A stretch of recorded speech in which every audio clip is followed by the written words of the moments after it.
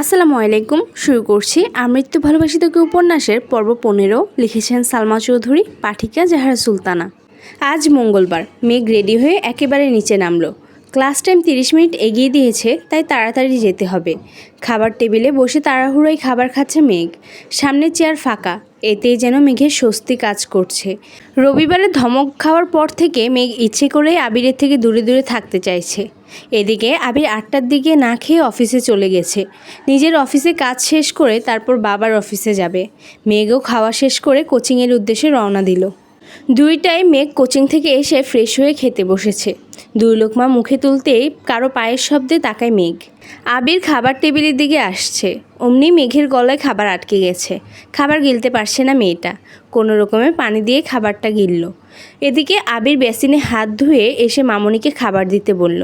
বসলো মেঘের বিপরীতে রাখা চেয়ারটাতে। মেঘের চিবুক নামলো গলায়, দৃষ্টি তার প্লেটের দিকে। মনে মনে আল্লাহ আল্লাহ করছে মেয়েটা। হাত পা কাঁপাকাঁপি শুরু হয়ে যাচ্ছে। 2 দিন পালিয়ে থেকেও লাভ হলো না। বারবার কানে বাজছে রবিবারে সে কথাটা। এমন থাপ্পড় দিব যার দাগ 1 মাসেও যাবে না। কে চায় স্বেচ্ছায় মাইর খেতে? কোনো রকমে খেয়ে সরে পড়লে বাঁচে সে। খাওয়ার গতি বাড়ালো, নাকি মুখে খাচ্ছে মেঘ। আবির ক্ষিপ্ত দৃষ্টিতে তাকালো মেঘের দিকে। কপাল কুঁচকে গম্ভীর গলায় বলল, কি হয়েছে তোর? মেঘের নিঃশ্বাস আটকে গেছে, গলা শুকিয়ে কাঠ। সারা শরীরে কম্পনের মাত্রা তীব্র হলো। কথা বেরোচ্ছে না মুখ দিয়ে, কিন্তু আজ তাকে বলতে হবে। হিটলারের মুখোমুখি হতে হবে তাকে। নিজেকে নিজে সাহস দিল। মেঘের সরল স্বীকারোক্তি, কিছু হয়নি আমার। আবির কিছু বলতে গিয়েও গিলে ফেলল কথাটা। এর মধ্যে হালিমা খান আবিরের খাবার নিয়ে এসেছেন। আবির খাওয়ায় মনোযোগ দিল। হালিমা খান আবিরকে উদ্দেশ্য করে বললেন, সকালে কিছু খেয়েছিলি বাবা? আবির গুরুভার কণ্ঠে উত্তর দিল, খাইনি। হালিমা খান কিছুটা চিন্তিত কণ্ঠে বললেন, সকালে খেয়ে গেলেই পারতিস, একটু দেরি হলে না হয় হতো। আবির কোনো উত্তর দিল না। মেঘ মনে মনে ভাবছে, আমায় যে লোক হুমকি দেয় ঠিক মতো খেতে হবে, সে নিজেই না খেয়ে থাকে, তখন তাকে কেউ ধমক দেয় না। সব দোষ মেঘের, থাকবই না এই বাড়িতে। উঠতে চাইল টেবিল থেকে, তৎক্ষণাৎ চোখ পড়ে আবির ভাইয়ের দিকে। আবির মাথা নিচু করে খাচ্ছে। এখন উঠতে গেলে নিশ্চয় ধমক দিয়ে আবার বসাবেন, কে জানে আবার থাপ্পড়ও মারেন কিনা। এসব ভেবে মেঘ আবার বসে দ্রুতগতিতে খাওয়া শুরু করে। আবির রেগে এক প্রকার চিৎকার দিয়ে উঠল, একটা থাপ্পড় দিব তোকে, এভাবে খাচ্ছিস কেন? মেঘ সহসা থমকে গেল। ধমক খেয়ে চোখ টলমলো করছে তার মুখের ভাতগুলো কোনোরকম গিলল। মনে মনে ভাবল, আমাকে থাপ্পড় দেওয়ার এত ইচ্ছা আপনার? আবিরের থাপ্পড়ের ভয়ে 2 দিন যাবৎ খাবার টেবিলে সবার সাথে খায় না মেয়েটা। কে জানতো এই দুপুরবেলা আবির ভাই অফিস থেকে বাসে চলে আসবেন। জানলে হয়তো আগে খেয়ে নিত, না হয় আবির ভাইয়ের খাওয়ার পরে খেতে আসতো। কেন এই মানুষটা তার সামনে আসে? কেনই বা এত রাগ দেখায় ভেবে পায় না মেঘ। হঠাৎ মনে পড়ে যায় ঘুম থেকে উঠে বলা স্লোগানটা। মেঘ মনে মনে বিড়বিড় করলো, আমার মন একমাত্র আমার নিয়ন্ত্রণে চলবে। মেঘ ভয় পাবে না আবিরকে। তারপর স্বাভাবিকভাবে প্লেটের ভাতগুলো শেষ করে হাত ধুয়ে সিঁড়ির দিকে যেতে নেয়।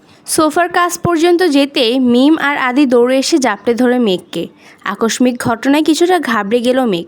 তারপর স্বাভাবিক কণ্ঠে বলল, কি হয়েছে তোদের? মিম ফিসফিস করে মেঘকে বলল, আপু প্লিজ আবির ভাইকে বলো না আমাদের নিয়ে বাইকে ঘুরতে, কখনো বাইকে উঠিনি, প্লিজ বলবা। মেঘ কোনো কিছু না ভেবেই বলল, আমি বলতে পারবো না। আদি বলে উঠল, প্লিজ প্লিজ আপু, আমরা বলার সাহস পাচ্ছি না, প্লিজ তুমি একটু বলো না। মেঘ আবারও গম্ভীর কণ্ঠে জবাব দিল, আমি বলতে পারবো না, তোদের ঘুরতে ইচ্ছে করে তোরা বল। মেঘ মনে মনে ভাবছে, তোরাই সুখে আছিস, আমাকে তো উঠতে বসতে থাপ্পড় মারার হুমকি দিচ্ছে। আমি এবার এটা বললে নিশ্চিত এখনই খাবো থাপ্পড়টা। আবির খাওয়া শেষ করে এদিকে আসতে দেখে মেঘ তড়িঘড়ি করে রুমে চলে যেতে যাচ্ছে, কিন্তু আদি আর মিম আরও করুণ স্বরে বলছে, প্লিজ আপু তুমি বলো না। এবার মেঘ রেগে কটমট করে বলে, আমি বলতে পারবো না। মিম আর আদি এবার চুপসে গেল। মেঘ আর এক মুহূর্ত দাঁড়ালো না, সিঁড়ি দিয়ে উঠে ব্যস্ত।